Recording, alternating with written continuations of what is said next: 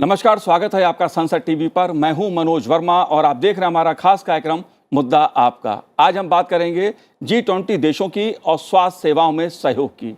इस मुद्दे पर बात इसलिए जरूरी है क्योंकि भारत की G20 की अध्यक्षता के तहत स्वास्थ्य कार्य समूह की दूसरी बैठक 17 से 19 अप्रैल तक गोवा में आयोजित की गई है। इस बैठक में G20 के 19 सदस्य देशों, 10 आमंत्रित राज्यों और 22 अंतर्राष्ट्रीय संगठनों के 180 से अधिक प्रतिनिधि भाग ले रहे हैं। G20 की अध्यक्षता कर रहे भारत के प्रधानमंत्री नरेंद्र मोदी का कहना है कि भारत की G20 अध्यक्षता समावेशी, कार्रवाई उन्मुख और निर्णायक होगी। प्रधानमंत्री नरेंद्र मोदी द्वारा घोषित मूल विषय एक पृथ्वी, एक परिवार, एक भविष्य यानी भारत के वसुधैव कुटुंब के दर्शन पर आधारित है। ये दुनिया भर के लोगों के लिए सामूहिक रूप से कोरोना महामारी के बाद की एक दुनिया के निर्माण की दिशा में काम करने के लिए एक संदेश है। G20 के अध्यक्ष के रूप में भारत का उद्देश्य उन महत्वपूर्ण क्षेत्रों को उजागर करते हुए स्वास्थ्य संबंधी प्राथमिकताओं और पिछली उपलब्धियों को जारी रखना तथा दुरुस्त करना है, जिन्हें मजबूत करने की आवश्यकता है। भारत का लक्ष्य स्वास्थ्य सहयोग के क्षेत्र में लगे विभिन्न बहुपक्षीय मंचों पर चर्चा करना और एकीकृत कार्रवाई की दिशा में काम करना है।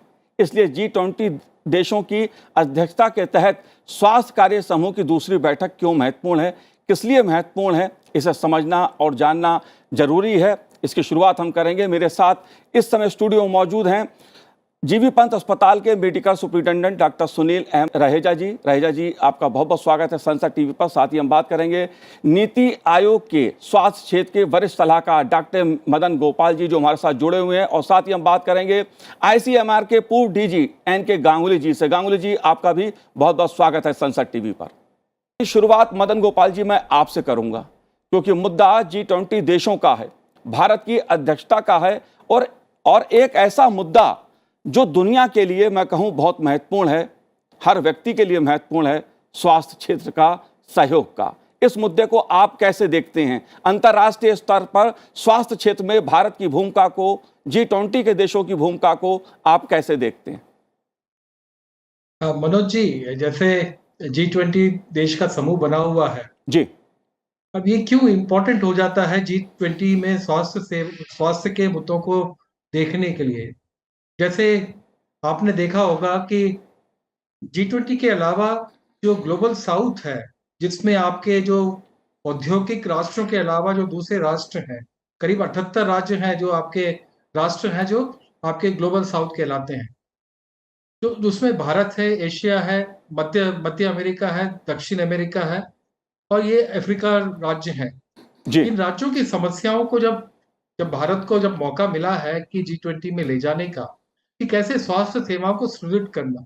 जैसे कोविड का जो वैश्विक महामारी जो हमने देखा कि पैंडेमिक के समय कैसे एक दूसरे के सहयोग से हम हमारे सिस्टम्स को प्रभावी ढंग से चला सकते हैं, वो एक प्रमुख मुद्दा हो जाता है। लेकिन ये एक बहुत बेहतर अवसर है हम लोगों के लिए कि कैसे हम लोग जो ग्लोबल साउथ है, इसमें हम चर्चा करेंगे कि कैसे हम लोग स्वास्थ्य सेवा को सुदृढ़ कर सकते हैं, कैसे यहाँ के जो तकनीकी है, इनोवेशंस हैं, वो कैसे ग्लोबल साउथ की तरफ ले जा सकते हैं। ग्लोबल साउथ काफ़ी महत्वपूर्ण हो जाते हैं कि एक तो आपके विकसित राज्य हैं और दूसरा विकासशील और अविकसित हैं। जी। उसमें 78 राष्ट्र ऐसे हैं जो ग्लोबल साउथ में आते हैं और उसके लिए जब हमारी दावादारी मिली है, भारत भी ग्लोबल साउथ के उसमें आता है। ग्लोबल साउथ के नेतृत्व करने की दृष्टि से जब हमें G20 की अध्यक्षता मिली है, तो उसमें काफ़ी बेहतर स्थिति में रहेंगे। हम इसमें बात करें कैसे हम लोग स्वास्थ्य सेवाओं की पहुँच बढ़ाएँगे, कैसे स्वास्थ्य सेवाओं की गुणवत्ता बढ़ाएँगे, कैसे उसको अफोर्डेबल बनाएँगे, कैसे हम लोग सार्वभौमिक स्वास्थ्य कवरेज की तरफ जाएँगे। इन सब मुद्दों को लेकर हम लोग आगे बढ़ रहे हैं और उसी के बारे में आगे जब चर्चा होगी तो उसको और विस्तार से बात कर पाएँगे। जी। बिल्कुल। डॉक्टर गांगुली, आप कैसे देखते हैं इस मुद्दे को, क्योंकि G20 देशों की जिसकी अध्यक्षता भारत कर रहा है और वैश्विक स्तर पे जो स्वास्थ्य के क्षेत्र में सहयोग की भावना है, उस पर भारत का हमेशा जोर रहा है। जो पहली प्राथमिकता है चर्चा की, उसमें जो विषय है वो स्वास्थ्य आपात स्थिति की रोकथाम, तैयारी और प्रतिक्रिया। इससे क्या तात्पर्य है? इस मुद्दे को आप कैसे देखते हैं? ये बहुत ही महत्वपूर्ण मुद्दा है। जी। जब मैं ICMR का DG था, हमने 11 ऐसे इमरजेंसी प्रॉब्लम्स यूज किए थे। उस वक्त भी SARS आया था और हमने उसको झेला था। और हर समय हम पैरालाइज हो जाते थे, हर समय जब ये आता था। तो अब की बार हम लोगों ने बहुत अच्छी तैयारी की, क्योंकि इंडिया साइंटिफिकली बहुत स्ट्रांग है। हम सीक्वेंसिंग कर सकते हैं, हम डायग्नोस्टिक्स बना सकते हैं, हम वैक्सीन बना सकते हैं, लेकिन दुनिया को हर एक कोने में ये चीज़ उपलब्ध नहीं थी। तो ये जो इमरजेंसी प्रिपेयरनेस है, इसमें भारत एक लीडरशिप करेगा। और हमारे यहाँ की जो उपलब्धियां हैं, जो रिसर्च है, जो सब कुछ है, सारे अफ्रीकन कंट्री जिनको की वैक्सीन नहीं मिल रही थी, जिनको अच्छी डायग्नोस्टिक्स की अवेलेबिलिटी नहीं थी, अच्छे चिकित्सा की अवेलेबिलिटी नहीं थी, ये सबको प्राप्त होगा, यूनिफॉर्मली प्राप्त होगा। तो इसलिए ये बहुत महत्वपूर्ण है। और इसको बढ़ाने के लिए जो एक और चीज मुद्दा ऐड किया गया है, वो है antimicrobial resistance, drug resistance bugs का। ये बहुत ही तेजी से फैलता है, दुनिया भर में फैलता है। और इसमें लोगों का पार्टिसिपेशन और कंट्रीज का पार्टिसिपेशन बहुत जरूरी है, क्योंकि इसमें एनवायरनमेंट जुड़ा हुआ है, नॉन प्रेस्क्रिप्शन एंटीबायोटिक्स का लेना जुड़ा हुआ है, जो एनिमल से ह्यूमन में जो इन्फेक्शन आते हैं और रेजिस्टेंस फैलता है, वो सारा जुड़ा हुआ है। और इसमें बहुत डेथ्स होता है, करीब न्यूमोनिया से उससे जो आईसीयू में 48% डेथ होती है अगर सेप्टिसीमिया होता है। तो इस मुद्दे को टैकल किया जा रहा है। और इस मुद्दे के लिए जो और चीज की गई है कि भाई सबको pharmaceutical vaccines and diagnostics available हो, उसका एक्सेस बढ़े, ये भी बहुत बड़ा मुद्दा है। ये तो बहुत फोकस्ड है। फाइनली एक चीज और इसमें क्या है कि जी यूनिवर्सल कवरेज, कि हर एक के साथ सेवा हर एक के पास उपलब्ध हो। और इसके लिए डिजिटल हेल्थ का इस्तेमाल किया जा रहा है, और उसके लिए बहुत अच्छा एक प्लान इंडिया ने बनाया है। इंडिया डिजिटल हेल्थ में इंडिया लीडरशिप कर सकती है, एआई में, मॉडलिंग में, और सो दैट कि हम हर कोने में पहुंचा सके यूनिवर्सल कवरेज को। और फार्मास्यूटिकल एरिया जो हम लोगों ने पर्टिकुलरली जोड़ा, क्योंकि भारत फार्मास्यूटिकल का खजाना है दुनिया के लिए। 80% जेनरिक ड्रग्स भारत से जाते हैं। तो भारत को डिपेंडेंस ऑन फार्मास्यूटिकल एपीआई वगैरह दूसरे कंट्रीज में ना हो, जी और सारे लोगों को ये फार्मास्यूटिकल कम दामों में उपलब्ध हो और क्वालिटी में उपलब्ध हो, ये भी इसका मुद्दा है। तो बहुत ही फोकस मुद्दा है, इतना फोकस मैंने कभी पहले सुना नहीं था। तो हर चीज एक दूसरे से तार जुड़े हुए हैं, और मेरे ख्याल से ये जो इसमें भारत को लीडरशिप मिलेगी और भारत लोगों का सेवा कर सकेगा। और जैसे वसुधैव कुटुंबकम आपने बोला है, जी वन हेल्थ वन वर्ल्ड, ये वाली जो चीज है, ये बिल्कुल सही उतरती है अगर हम इसमें सफल होते हैं। जी बिल्कुल। अगर बात करूं दूसरी प्राथमिकता की, जो G20 देशों के बीच विमर्श का मुद्दा है, खास तौर से जिसकी अध्यक्षता भारत कर रहा है, और गोवा में जिसको लेकर चर्चा हो रही है, एक सत्र चल रहा है, खास तौर पे उस सत्र का जो दूसरी प्राथमिकता है उसमें सुरक्षित, प्रभावी गुणवत्ता और सस्ती चिकित्सा के प्रति उपायों पर विमर्श करना है। इसमें टीकों का मुद्दा है, और खास तौर से जो दवा का क्षेत्र है वो भी एक महत्वपूर्ण पहलू है। डॉक्टर सुनील, आप कैसे इस क्षेत्र को देखते हैं, इस मुद्दे को देखते हैं, क्योंकि दुनिया के सामने कई ऐसी स्वास्थ्य संबंधी चुनौतियां हैं जिसको लेकर देशों के बीच सहयोग की भावना पर भारत का जोर रहा है। आप कैसे देखते हैं इस विषय को? जैसे हमने डिस्कस किया, वसुधैव कुटुंबकम, एक पृथ्वी एक परिवार, one world one earth one health, तो ये एक बहुत इम्पोर्टेंट विषय है। ये हमने कोविड के दौरान भी पाया कि किस प्रकार भारत ने वैक्सीन विकसित किया, और विश्व के बहुत से देशों को जब बहुत ज़्यादा इसकी नीड थी, at the need of the hour, जी भारत ने उनको वैक्सीन उपलब्ध किया। एक्सेसिबिलिटी, अफोर्डेबिलिटी, अकाउंटेबिलिटी, तो ये तीनों ऐसी चीज़ें हैं जो कि किसी भी हेल्थ के सेक्टर के लिए, हेल्थ फॉर ऑल जो हमारा बेसिक थीम है जीडीपी में, हेल्थ फॉर एवरीवन, जी, तो उसमें accessibility, affordability, accountability, quality of health care भी अच्छा होना चाहिए, एट ए रीज़नेबल प्राइस, एट ए रीज़नेबल डिस्टेंस। तो यदि आप देखें, भारत के अंदर भी हमारी 68% पॉपुलेशन गांव में रहती है, and there are difficult to reach areas also. आप इस बात से सहमत होंगे कि कई बार तो कई किलोमीटर लोगों को पैदल चलना पड़ता है स्वास्थ्य की अपनी बीमारी के दौरान उपचार करने के लिए। तो हमें चाहिए कि इन सब चीज़ों की तरफ पूरे विश्व को साथ चलना चाहिए, सभी का सहयोग ज़रूरी है। जैसा हम जानते हैं कि भारत फार्मास्यूटिकल का हब है, विश्व की अधिकतर दवाइयाँ जो भारत बना के एक्सपोर्ट कर रहा है वो एक इम्पॉर्टेंट बात है। और ये हमने कोरोना के टाइम पे भी देखा कि भारत ने किस प्रकार से अपने सभी विश्व के देशों की हेल्प करी है। सभी ने मिलकर जैसे कोई वैक्सीन डेवलप हुई तो ये होना चाहिए कि भाई कोई भी नया साइंटिफिक रिसर्च होता है, कोई नया दवा रिसर्च में आती है जो कि इफ़ेक्टिव है, वो सभी विश्व के देशों को जल्दी से जल्दी उपलब्ध होनी चाहिए एट ए रीज़नेबल कॉस्ट। तो ये सभी का कोऑपरेशन इसमें बहुत ज़रूरी है। और मेरे ख्याल ये G20 का ये जो सम्मेलन है इसमें एक बहुत it's a milestone towards the same, and India is being the leader in this. I think we can be important to take everyone along. जैसे हमने देखा है कि हमारे देश की हमेशा से ये रहा है कि सबको साथ लेके चलना है, सबका साथ सबका विकास जी। तो उसी थीम के साथ हमें health for all, one earth, one health, one family, इस थीम के साथ हमें आगे चलना चाहिए जी। जाहिर तौर पे जो स्वास्थ्य का मुद्दा है वो दुनिया के लिए और ख़ास तौर से G20 देशों में अगर चर्चा इस मुद्दे को लेकर होती है तो उसके पीछे एक बहुत बड़ा कारण ये भी है कि G20 देशों में दुनिया की 60% आबादी रहती है, वैश्विक GDP का 80% इन देशों के पास है और 2/3 जनसंख्या का प्रतिनिधित्व ये देश करते हैं। जाहिर तौर पर कहीं ना कहीं एक वैश्विक दृष्टि से देखा जाए तो मजबूत अर्थव्यवस्था की दृष्टि से तो G20 है ही, लेकिन साथ ही दुनिया की एक बड़ी आबादी का चूंकि प्रतिनिधित्व करता है, इसलिए तमाम स्वास्थ्य संबंधी जो मुद्दे हैं वो खासे महत्वपूर्ण हो जाते हैं। मदन गोपाल जी, जो तीसरा अहम मुद्दा है या प्राथमिकता है इस सम्मेलन के पीछे के उद्देश्य की जो स्वास्थ्य संबंधी है, उसमें यूनिवर्सल हेल्थ कवरेज और हेल्थ केयर सर्विस डिलीवरी में सुधार के लिए डिजिटल हेल्थ इनोवेशन और सॉल्यूशंस, इससे क्या तात्पर्य है, क्या आशय है इसका, क्या मतलब है इसका? मदन जी, जैसे हम लोग प्रायः सुनते आए हैं कि universal health coverage, that is सार्वभौमिक स्वास्थ्य विस्तार की जो सेवाएं हैं उसके बारे में बात करते रहे थे। पहले तो ये यूनिवर्सल हेल्थ कवरेज क्या होता है तो हमें समझने की आवश्यकता है।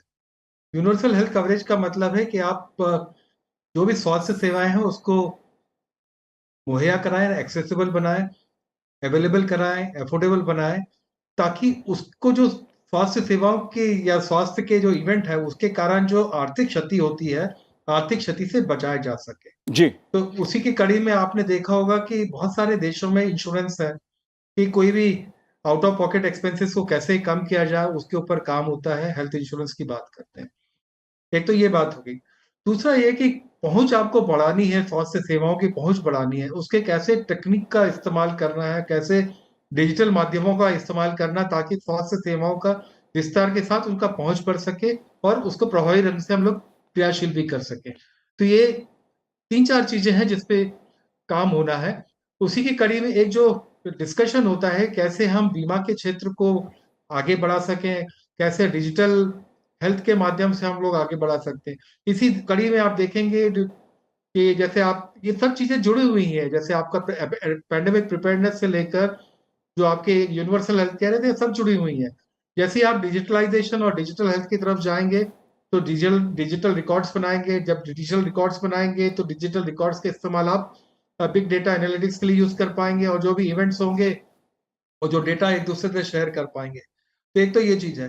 दूसरा, जब डिजिटल का माध्यम होता है तो उसके साथ साथ आप टेलीमेडिसिन और दूसरी सेवाओं का भी विस्तार कर पाते हैं, जिससे जो पहुंचविहीन जो क्षेत्र है वहां पे जहाँ पे हमें क्षमता बढ़ानी है हमारे कार्यकर्ताओं की, उसकी भी हम लोग क्षमता बढ़ा पाते हैं उसमें। तो पूरी कोशिश यही है कि किस तरह से हम लोग पूरे टेक्नोलॉजी का इस्तेमाल करते हुए कैसे हम लोग स्वास्थ्य सेवाओं का विस्तार कर सकें, जो लोगों की पहुंच में आ सके, लोग जो सुगमता से उपलब्ध हो सके, उसकी गुणवत्ता हम लोग सुनिश्चित कर सके और जो आर्थिक क्षतिपूर्ति होती है, जो स्वास्थ्य के कोई भी इवेंट्स होते हैं, आर्थिक क्षतिपूर्ति होती है, उसका भी हम लोग वो कर सकते हैं। इसी दिशा में सब कार्य कर रहे हैं और कोशिश है कि एक कंट्री में जो काम किया है तो हम एक दूसरे के एक्सचेंज से कैसे सीख सकते हैं। तो आपने एक बड़ा सा प्रोग्राम देखा होगा, आयुष्मान भारत प्रधानमंत्री जन आरोग्य योजना, जी ये उसी कड़ी में एक वो है। उसके अलावा Ayushman Bharat health and wellness योजना जो हमारी है, ये सब कड़ियां जुड़ी हुई हैं ताकि हम लोग यूनिवर्सल हेल्थ केयर की जो हमारी जो परिकल्पना है, जो हमारे कटिबद्धता है, उसकी तरफ हम लोग अग्रसर हो सके। और ये जो G20 है, जिसमें हम लोग बात करेंगे यूनिवर्सल हेल्थ केयर को कैसे और बनाना है, कैसे उधर के एग्जाम्पल है एक्सचेंज, जब नॉलेज का एक्सचेंज होगा तो हम लोग जो अभी जो इम्प्लीमेंट कर रहे हैं उसको और कैसे बेहतर कर सकते हैं।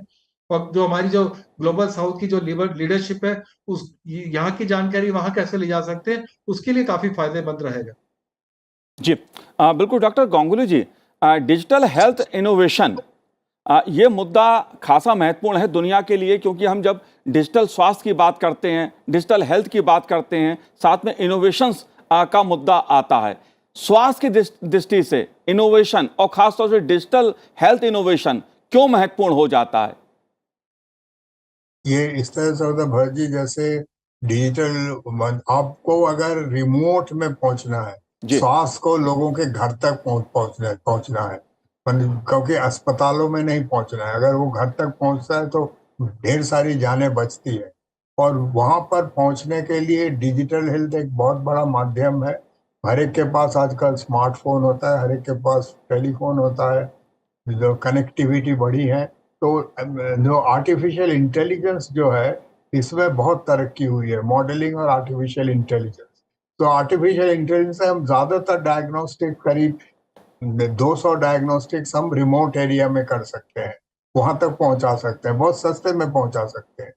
तो ये चीज, और जो टेलीमेडिसिन की बात अभी मदन गोपाल जी ने बोली थी, जैसे कई हमारे, जैसे एलवी प्रसाद है हमारा आई इंस्टीट्यूट, ये उसी तरह का वो मुहैया करता है अपने सारे सेंटर्स में। उसके करीब 90 से 100 सेंटर्स, अरविंद का ढेर सारे सेंटर्स रिमोट एरिया में, विलेजेस में, वहां पर वो उसी गुणवत्ता से उसको पहुंचाते हैं। और ट्रेनिंग जो होती है इसमें, क्योंकि यूनिवर्सल हेल्थ केयर में ट्रेनिंग इक्वली इम्पोर्टेंट होता है, और ट्रेनिंग भी दी जा सकती है डिजिटल हेल्थ के माध्यम से, और सेफ्टी और सिक्योरिटी भी दी जा सकती है डिजिटल हेल्थ के माध्यम से। तीसरी चीज है डिजिटल हेल्थ के माध्यम से, क्योंकि एक चीज और इंडिया ने किया है जो दूसरों को सिखा सकती है, यूनिवर्सल हेल्थ केयर का एक बड़ा माध्यम है इंश्योरेंस। जी इंश्योरेंस का मतलब है कि किसी भी तरीके से जो पैसा है वो लास्ट मील तक पहुंचाया जा सके, और वो भी डिजिटल वे से, डिजिटल टेक्नोलॉजी से वो पहुंच सकती है। एक और चीज जो यहाँ पर नहीं, वो एक अलग से डिस्कशन है G20 का, इस बारे डिस्कशन का मुद्दा, वो होलिस्टिक हेल्थ है। जी होलिस्टिक हेल्थ का मतलब है, अभी मैंने वर्ल्ड होम्योपैथी डे में जब मैंने वहाँ ज्वाइन किया, मेरी आंखें खुली रह गई कि कितना होम्योपैथी ने कितना मॉडर्नाइजेशन किया है, आयुर्वेदा ने कितना मॉडर्नाइज किया है अपने को। सारे डायग्नोस्टिक यूज कर रहे हैं, पब्लिक हेल्थ का वो उसूल यूज कर रहे हैं, तो सारी चीजें जो मॉडर्न साइंस उपलब्ध करा रही है वो लोग एम्ब्रेस कर रहे हैं। तो इंडिया में होलिस्टिक हेल्थ भी बड़ा इम्पोर्टेंट है। ये भी एक मुद्दा है जो कि जी बिल्कुल बिल्कुल देखा जा रहा डॉक्टर, है, बिल्कुल डॉक्टर दौड़ रहा है। गांगुली, ये बहुत महत्वपूर्ण मुद्दा है जिसकी तरफ आपने इशारा किया, और इस मुद्दे पे भी मैं चर्चा करूंगा, क्योंकि बात ब्रांड इंडिया सॉफ्ट पावर की भी हम कर रहे हैं। G20 देशों के बीच में किस तरह से भारत ने दुनिया को बहुत कुछ दिया है। अगर आपने बात होम्योपैथी की तो चाहे बात आयुर्वेद की हो, या योगा की हो, या भारतीय चिकित्सा पद्धतियों की हो, किस तरह से दुनिया को भारत ने बहुत कुछ कल्याण के वास्ते देने की कोशिश की है, इसको भी मैं समझने की कोशिश करूंगा आप तीनों से। लेकिन डॉक्टर सुनील, मैं आपसे ये जानना चाहता हूं, क्योंकि जब बात हम दुनिया के स्वास्थ्य की कर रहे हैं, G20 देशों के बीच चर्चा ऐसे मुद्दों पर कि स्वास्थ्य को लेकर कैसे आपसी सहयोग हो, जाहिर सी बात है दुनिया के सामने कई बीमारियां ऐसी हैं, आज भी चुनौतियां बनी हुई हैं, व्यापक पैमाने पर लोग उनसे पीड़ित हैं, प्रभावित हैं। जाहिर तौर पर दुनिया को, G20 देशों को आपसी सहयोग की जरूरत है। ऐसी कौन कौन सी बीमारियां हैं, कौन कौन से ऐसे मुद्दे हैं जिस पर आप देखते हैं फोकस की जरूरत है? हाँ, देखिए, सबसे इम्पोर्टेंट तो कोविड का जो इन्फेक्शन हुआ है, कोविड-19 का, ये एक ऐसा वायरस है जिसने पूरे विश्व को इफ़ेक्ट किया है, हर एक कंट्री को, डेवलप्ड कंट्री को, अंडर डेवलप्ड को, डेवलपिंग कंट्रीज़ को। तो ये सबसे इम्पोर्टेंट रहा। इसके अलावा SARS-2 वायरस जो आया पीछे, आपका स्वाइन फ्लू के टाइम ऐसा हुआ, और इसके अलावा बहुत सी बीमारियां जो कि इन्फेक्शियस हैं, जितनी भी इन्फेक्शियस डिसीज़ हैं और जो अंडर डेवलप कंट्रीज़ हैं, उनके लिए ये ज़रूरी है कि हम साथ में सबको सहयोग से आगे बढ़ें। और जैसा हम जानते हैं कि स्वास्थ्य एक ऐसा विषय है जो कि हर एक व्यक्ति के लिए आवश्यक है, जी, हेल्थ फॉर ऑल। तो आप इससे एग्री करेंगे कि ये हमारा कर्तव्य बनता है कि हम विश्व में हर एक व्यक्ति को हेल्थ फैसिलिटीज़ प्रोवाइड कर पाएँ, irrespective of the status, where he is living, caste और क्रीड, वॉट एवर इज़। तो डिफ़िकल्ट टू रीच एरियाज़ में भी हमें ऐसा चाहिए कि उनके लिए भी हेल्थ फैसिलिटीज़ हों, और इसीलिए इस चीज़ का एम्फेसाइज करना ज़रूरी हो जाता है कि यदि जो डेवलप कंट्रीज़ हैं, जो वेल टू डू हैं, और जो अंडर डेवलप कंट्रीज़ हैं और जो डेवलपिंग, अगर सब मिल जाते हैं और अपना ये कर्तव्य समझ लें कि health for all, universal health care, जी, तो जैसे भारत ने हमेशा से कहा है वसुधैव कुटुंबकम, तो पूरा विश्व एक ही परिवार है। तो यदि हम उस तरीके से रहें तो ये एक विन विन सिचुएशन है हम सभी के लिए। लेकिन ये मैं यहाँ पे ये भी एम्फेसाइज करना चाहता हूँ कि disease anywhere is disease everywhere. जी, यदि आप सोचते हैं कि कोविड के केसेस यदि किसी कंट्री में आज अधिक हो रहे हैं, तो ये समय दूर नहीं कि वो पूरे विश्व को इफ़ेक्ट करेगा। जैसे पहले कोविड सिर्फ चाइना में रहा, लेकिन धीरे धीरे यूरोपियन कंट्रीज़ में चला गया, इटली में, फिर वहाँ से पूरे विश्व में, भारत में, USA में, UK में। तो आपने देखा वो किस प्रकार से कुछ एक महीनों के अंदर पूरा विश्व इससे इफेक्ट हो गया। तो यदि हम शुरू में इस बात का ध्यान रखें, जहाँ से ये बीमारी, कोई भी बीमारी अगर कहीं पर है और हम उसको वहीं पे ही कंटेन कर लें, कंटेनमेंट ऑफ डिसीज़ कर लें, उसके लिए प्रॉपर टाइमली एक्शन ले लें सब मिलकर, तो हम समझते हैं कि इससे हम पूरे विश्व को सुरक्षित रख सकते हैं। जो भी इन्फेक्शियस डिसीज़ हैं, इनसे सभी को हम डिसीज़ फ्री रख सकते हैं। ये मुद्दा मैं इसलिए उठा रहा हूं क्योंकि सवाल कैंसर जैसी बीमारी का है, हार्ट संबंधी रोगों का है, डायबिटीज़ की बात की जाए या BP की बात की जाए, ऐसे तमाम रोग हैं जो पूरी दुनिया में व्यापक पैमाने पर लोगों को प्रभावित करते हैं। हाँ, उसका रीज़न ये है कि ओवरऑल जो लॉन्गिटिविटी है वो बढ़ रही है। यदि आप देखें एवरेज लिविंग एज जो है स्विट्ज़रलैंड में 70+ है, यूरोप में भी 70, जापान में तो 79, उससे भी आगे चला गया।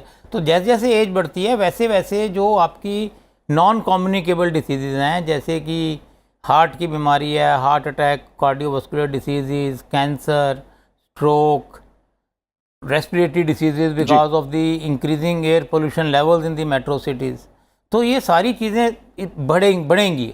डायबिटीज़, सीडेंट्री लाइफस्टाइल हो गया, जो आधुनिक जीवन शैली से संबंधित बीमारियां हैं, जैसे कि मधुमेह, high blood pressure, heart attack, cardiovascular disease, stroke, और इसके अलावा कैंसर का होना, रेस्पिरेटरी डिसीज़ का होना, ऑस्टियोपोरोसिस, जोड़ों में दर्द, हड्डियों का कमज़ोर होना, ये सारी बीमारियां ऐसी हैं जो कि एक तो हमारी जो ओवरऑल लॉन्गेटिविटी बढ़ गई है, दूसरा जो हमारा लाइफस्टाइल है, खान पान है, उसमें चेंजेस आ गए हैं। तो ये आपका एक्सरसाइज लेवल कम हो गया है, स्ट्रेस लेवल अधिक हो गए हैं, एक्सरसाइज करना बंद हो गया है। तो ये सारी चीज़ें हैं, हमें इसके लिए अवेयरनेस करना जरूरी है। और ये मैं बार बार कहता हूँ कि ये तो हमें टीन एज ग्रुप से या बचपन से ही बच्चों के अंदर इसके लिए हमें जाहिर सी बात करना चाहिए। पूरी दुनिया में स्वास्थ्य को लेकर जो आज चुनौतियां हैं, उस पर भी सहयोग की भावना जो है वो देशों के बीच होनी चाहिए। G20 का ये भी एक मकसद है। मदन गोपाल जी, आखिरी सवाल मेरा आपसे, क्योंकि गांगुली साहब ने जिस तरफ इशारा किया, जाहिर तौर पे वो भारत की शक्ति भी है और भारत ने उसे दुनिया को दिया भी है। मैं बात योगा की कर रहा हूँ, आयुर्वेद की कर रहा हूँ। योगा और आयुर्वेद की शक्ति को दुनिया मान रही है, इस मुद्दे को आप कैसे देखते हैं? ये बहुत अच्छा अवसर है मनोज जी कि कैसे हम लोग इसको प्रोजेक्ट करें, क्योंकि अब जब पश्चिमी देश हैं वहां पे भी जो चिकित्सा पद्धति है वो लोग भी एक होलिस्टिक केयर की तरफ बढ़ रहे हैं, वो भी खोज रहे हैं। तो एक अवसर है कि हमारी जो पुरानी विधा है तो उसको कैसे हम लोग उन तक के पहुंचा सके, उनका इंटरेस्ट है, उस इंटरेस्ट को कैसे हम लोग कैटर कर सके, ये बहुत बड़ा अवसर है हमारे पास जो हम लोग कर सकते हैं इसमें। उनकी रुचि आई है, इंटरेस्ट आया है, उस तरफ ये करना है कि कैसे हम लोग हमारा एविडेंस बेस्ड रिसर्च करें, ताकि क्योंकि वेस्टर्न कंट्रीज जो है एविडेंस बेस्ड रिसर्च भी चलती हैं, उस दिशा में काफी काम भी हो रहा है। आयुष मंत्रालय जो है एविडेंस बेस्ड रिसर्च पे भी काफी काम कर रहा है, आईसीएमआर भी काफी उनके साथ सहयोग करके काम कर रहा है। तो एक बहुत बड़ा अवसर है। उसीलिए जो एक साइड इवेंट्स हो रहे हैं इसमें आपके G20 में, तो मेडिको वैल्यू टूरिज्म का पहला जो समूह हुआ था, आपका कार्यबल समूह का जो बैठक हुई थी, उसमें मेडिको वैल्यू टूरिज्म के ऊपर भी बैठक हुई थी। उसको प्रोजेक्ट किया था। मुख्य बिंदु तो आपके 3 हैं, लेकिन एक साइड इवेंट्स में आपका मेडिको वैल्यू टूरिज्म जी। भी है। उसमें हमें काफी प्रोजेक्ट करने की कोशिश की कि हम लोग क्या कर रहे हैं, क्या ऑफर कर सकते हैं, और इसमें क्या क्या वो अपॉर्चुनिटीज हैं अवेलेबल जो आगे ले जा सकते हैं। और जी। बाहर के देशों में भी काफी इसमें रुचि आई है, और इस रुचि को कैसे हम अवसर में पैदा करें, कैसे हम उसको कैटर कर सकते हैं, ये हमारे सामने चुनौती है। और उसी दिशा में हम लोग अग्रसर होते जा रहे हैं। जी। बिल्कुल जाहिर सी बात है कि दुनिया कैसे स्वस्थ रहे, कैसे स्वस्थ बने, इसका लक्ष्य भी भारत G20 देशों की अध्यक्षता करते हुए उस लक्ष्य को पूरा करना चाहता है। G20 के देश मिलकर इस भावना के साथ काम करें कि दुनिया के सामने जो बीमारियां चुनौती बनी हुई हैं, उनका जल्द से जल्द समाधान हो, मिलकर हो। आप तीनों ने इस कार्यक्रम में भाग लिया, संसद टीवी से बात की, बहुत बहुत शुक्रिया, बहुत बहुत धन्यवाद हमसे बात करने के लिए। तो आज इस कार्यक्रम में इतना ही, मुझे दीजिए आज्ञा, नमस्कार।